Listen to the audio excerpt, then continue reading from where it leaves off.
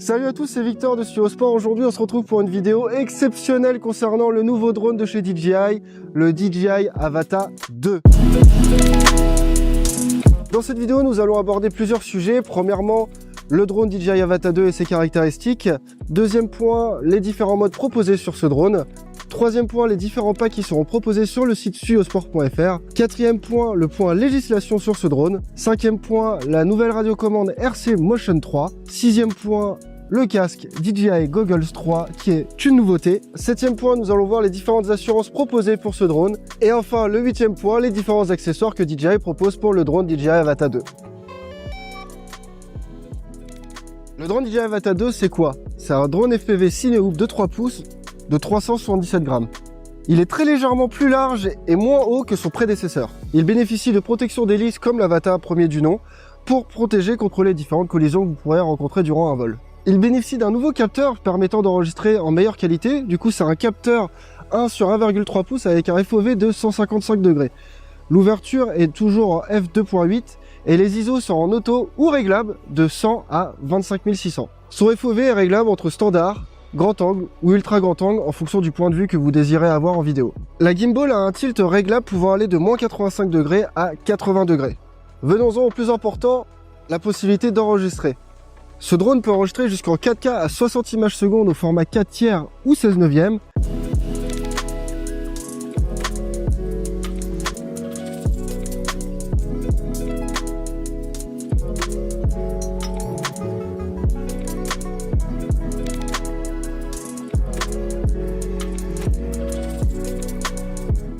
Et pour du 120 images secondes, ce sera à partir du 2,7K en 16 neuvième ou en 1080p en 16 neuvième ou en 4 tiers.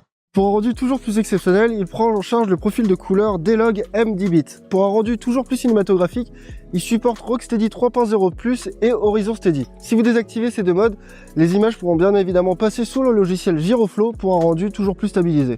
Ce drone FPV donne également la possibilité de réaliser des photos en 12 mégapixels. Afin d'enregistrer tout cela, le drone bénéficie d'un stockage interne de 46 Go. Bien évidemment, il sera aussi possible d'insérer une carte micro SD. Contrairement à ses prédécesseurs, les ports USB et micro SD sont bien plus accessibles. Grâce à la prise en charge du Wi-Fi, le transfert des images sera bien plus rapide.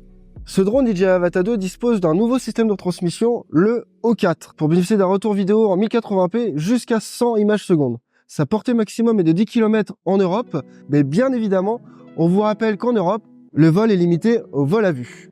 Afin de faire profiter votre entourage de votre vol, une transmission sans fil avec les Goggles 3 sera possible directement sur votre smartphone ou une tablette via l'application DJI Fly. Son autonomie de 23 minutes est donnée grâce à une batterie Li-ion intelligente 4S de 2150 mAh.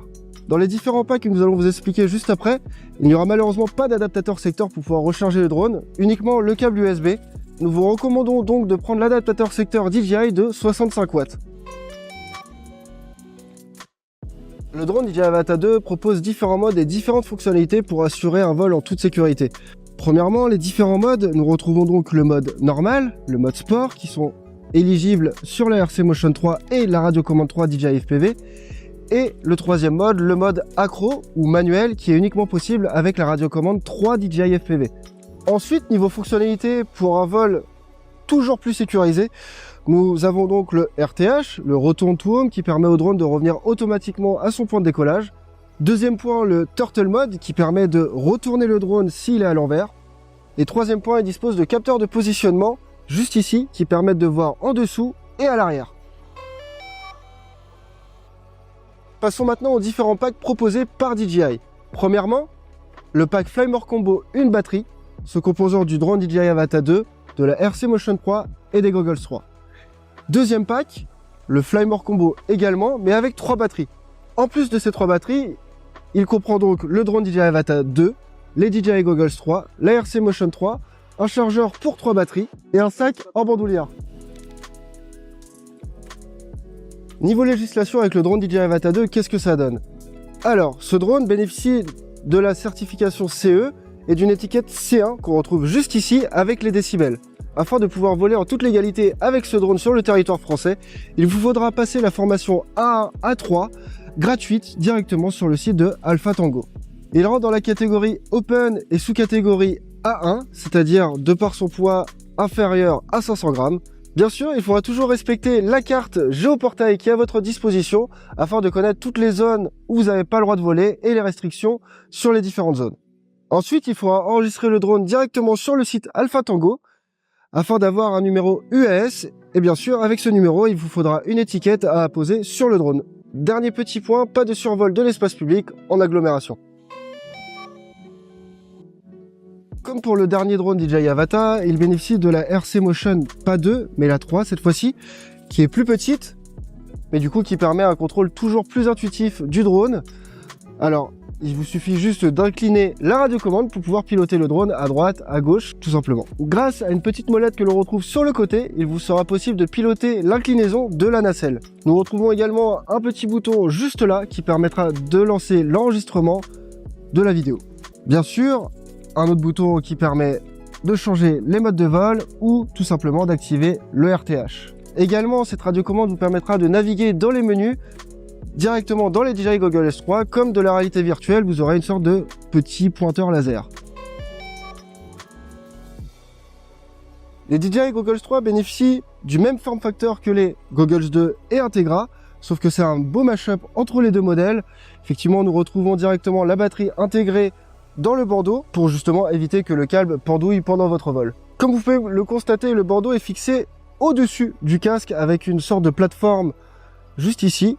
Et du coup, ça permet d'adapter le casque à la perfection sur votre visage. Ensuite, deux petites caméras se situent à l'avant des Goggles 3, vous permettant d'avoir une visibilité réelle de ce qui se passe devant vous sans enlever le casque. Bien évidemment, ce casque bénéficie aussi de la fonctionnalité Head Tracking qui permet de voir autour du drone ce qui se passe. Bien sûr, afin de s'adapter à la vision de tous, le casque propose, en tournant les molettes qui sont en dessous, de régler la dioptrie. Enfin, les deux molettes qui se situent en dessous permettent également de régler la distance interpupillaire. Comme à son habitude, DJI propose des assurances pour ses drones et le DJI Avata 2 n'échappe pas à cette règle. Nous retrouvons donc le DJI Care d'1 an qui propose 2 remplacements et un seul flyaway, ou le DJI Care de 2 ans qui propose 4 remplacements et 2 flyaway. Les accessoires, DJI propose quelques accessoires afin de compléter le pack du drone DJI Avata 2. Nous retrouvons donc la radiocommande 3 DJI FPV pour un mode manuel et accro pour les pilotes les plus chevronnés. Ensuite, pour un rendu toujours plus cinématique de vos vols, il propose un set de filtres ND 8, 16 et 32. Bien évidemment, il vous sera possible de retrouver les batteries à l'unité sur le Studio Sport, également le chargeur pour les 3 batteries et le sac en boudoulière. On se retrouve maintenant avec Teddy pour effectuer un test en vol et ensuite on vous fait un débrief. Let's go! Bonjour, c'est Teddy. Du coup, je vous présente l'utilisation du Motion Controller. Je vais vous montrer comment décoller avec l'Avata 2. Donc, on double-clique pour démarrer les moteurs. On reste appuyé sur le bouton orange, il décolle, il se met à 1 mètre d'altitude. Et à partir de là, vous avez le contrôle juste sur le tilt de la caméra. Pour déverrouiller tous les axes, vous appuyez légèrement sur la gâchette. Comme ça. Et là, vous pouvez orienter le drone dans tous les sens. Dans l'OSD, vous voyez un petit rond au milieu qui vous sert de viseur. Donc si je vise par exemple la ligne à haute tension ici, et que j'appuie sur la gâchette, le drone part en direction de la ligne à haute tension. Pendant le vol, vous pouvez vous arrêter, appuyer sur le bouton orange pour faire pause, et vous voyez, vous avez une espèce de pointeur laser qui vous permet d'aller dans les menus pour déclencher les fonctions ou régler tous les paramètres qui vous intéressent, par exemple pour les paramètres d'enregistrement de la caméra, etc. Je rappuie sur le bouton pour sortir de la pause et je peux reprendre mon vol. Le bouton mode en dessous permet de passer du mode normal au mode sport. Le drone sera bien plus réactif et bien plus rapide en mode sport.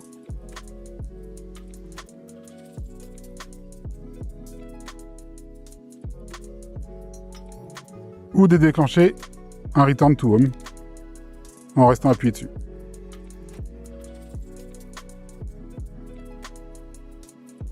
Pour atterrir, vous vous approchez de votre zone d'atterrissage.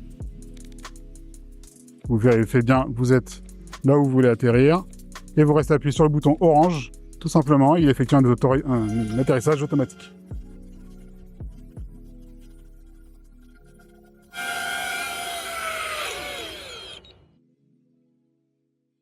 En cas de retournement du drone, vous pouvez lancer un Turtle Mode.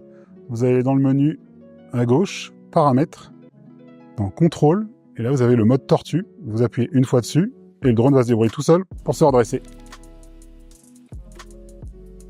Et là vous êtes prêt à redécoller.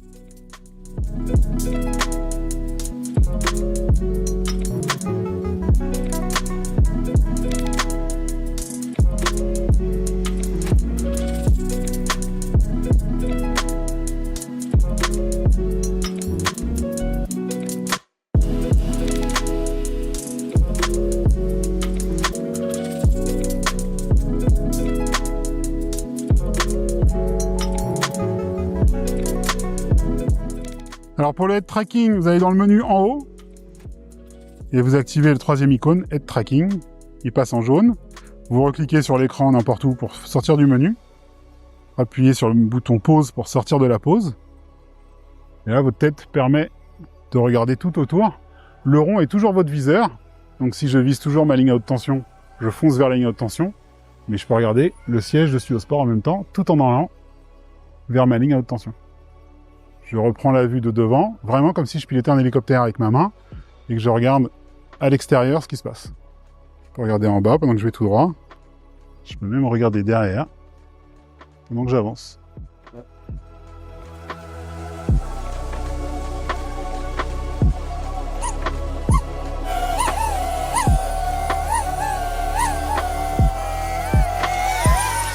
On se retrouve maintenant avec Teddy pour faire un débrief concernant l'utilisation du drone DJI Avata 2.